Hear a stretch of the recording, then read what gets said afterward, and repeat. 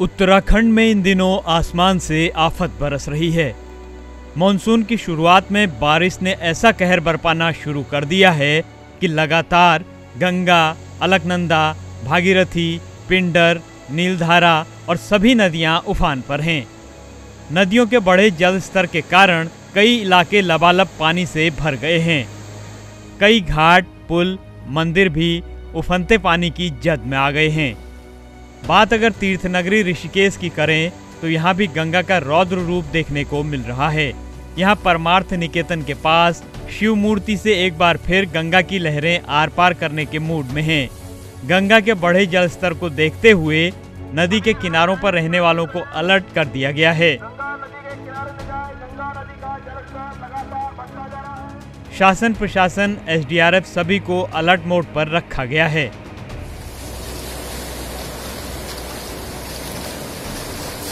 हरिद्वार में भी गंगा खतरे के निशान से ऊपर बह रही है। यहाँ सभी घाट लगभग जलमग्न हो चुके हैं। उत्तर प्रदेश और हरिद्वार के गंगा तटवर्ती इलाकों में अलर्ट कर दिया गया है। प्रशासन स्थिति पर नजर बनाए हुए है। भीमगौड़ा बैराज पर भी सभी की नजरें टिकी हुई हैं। टिहरी में भी बारिश ने आम जन की रफ्तार पर ब्रेक लगा दिया है। मूसलाधार बारिश के कारण लोग घरों में कैद होने को मजबूर हैं। भागीरथी और भिलंगना पूरे जोर शोर से आगे बढ़ रही हैं। उत्तरकाशी में भी यही हालात हैं।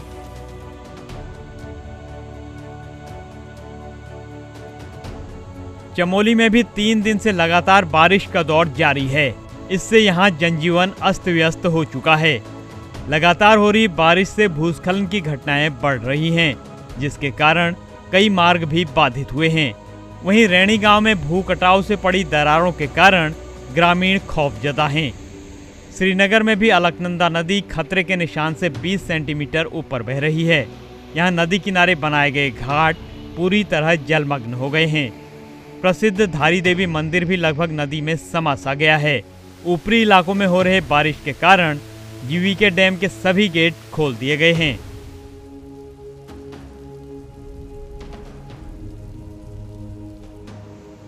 कुमाऊं में भी लगातार हो रही बारिश से कमोबेश यही हालात हैं।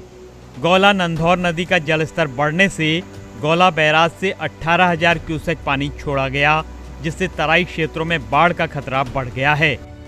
पिथौरागढ़ में भारत नेपाल को बांटने वाली काली नदी खतरे के निशान से ऊपर बह रही है। यहाँ हाईवे पिछले 72 घंटे से बंद है। इसके अलावा रामनगर, हल्द्वानी, टनकपुर, चंपावत और बागेश्वर में भी बारिश से हाल बेहाल हैं। कुल मिलाकर कहा जाए तो मानसून की राहत वाली बारिश देवभूमि के लिए आफत लेकर आई है, जिससे यहाँ जल प्रलय जैसे हालात हो गए हैं। मौसम विभाग की माने तो आने वाले 2-3 दिनों तक प्रदेश में बारिश का दौर जारी रहेगा। ईटीवी भारत के लिए डेस्क रिपोर्ट।